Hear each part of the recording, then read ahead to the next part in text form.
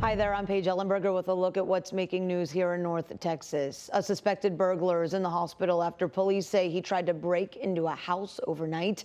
Now, this all happened at around 4:30 this morning at a home in southwest Dallas. Police say someone inside of the home shot the burglar as he was coming inside. That man then ran to his vehicle and called for help.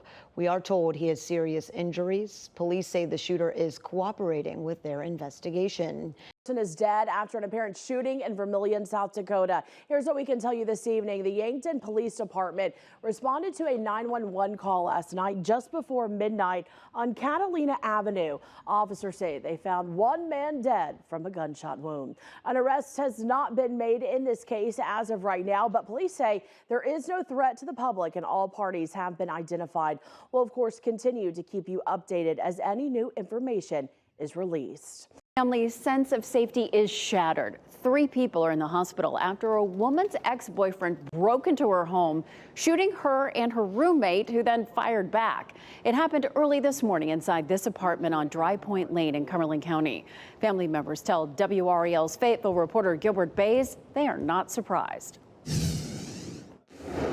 Well, the early morning shooting happened inside unit number 1 of this apartment complex. The shooting happened inside, but you can see bullet holes on the outside of the building. I think there's 2 in this door, and I think 1 ricocheted over there by the closet.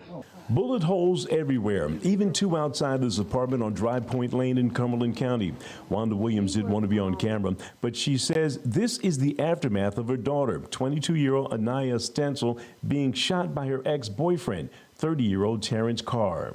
I'm not labeling him as a bad person, but we've asked him several times to leave her alone. And he's called me numerous times. I wanted to speak with her, and I wouldn't let him. So he was saying that I was controlling her life. No, I'm being a mother.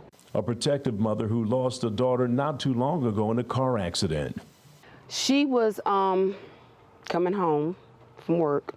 Her and a co-worker, she was fearful for her life anyway because we've been out to the police station and got restraining order and everything. But Williams says that didn't stop Carr from using the key he had when he used to stay here. According to Williams, when Carr came inside, he and the co-worker exchanged gunfire.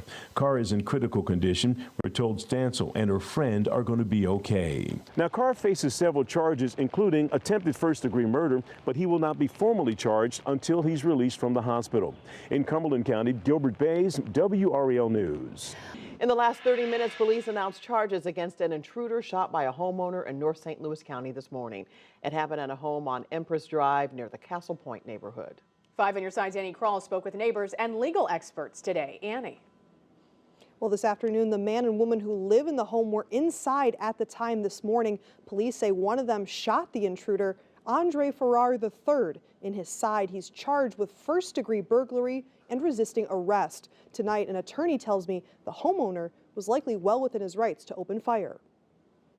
Officers responded to a burglary call in the 2200 block of Empress Drive at about 4:30 Tuesday morning. That's when police say the homeowner shot the suspect, critically injuring the intruder. A neighbor who has lived in the area for 25 years told us that man likely wasn't expecting anyone to be home since it's often left vacant. Still, Anders Walker, a professor of constitutional and criminal law at SLU, emphasized, in your home, all you need is a reasonable fear you might get hurt. Doesn't have to be serious. You can shoot.